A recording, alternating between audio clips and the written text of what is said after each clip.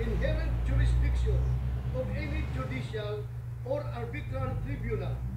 It is necessary component in the exercise of the judicial function and does not need to be expressly provided for in the constitutive documents of those tribunals. Kaya Mr. President, kahit hindi ako lawyer, masasabi ko, if this impeachment court has the power to dismiss an impeachment complaint, walang silbi itong korte na ito, Mr. President. That's my opinion, Mr. President. Ano bang gamit ng korte na ito kung hindi inherent yung power niya to dismiss?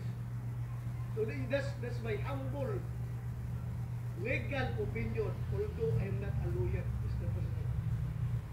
And Mr. President, going back to the manifestation of Senator Cayetano,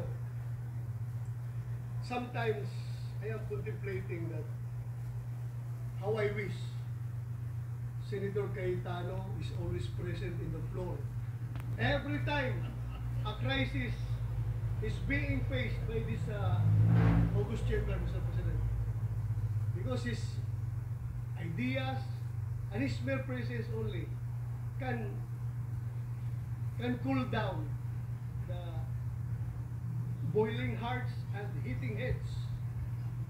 So with that, Mr. President, I would like to ask for a 1-minute suspension because before I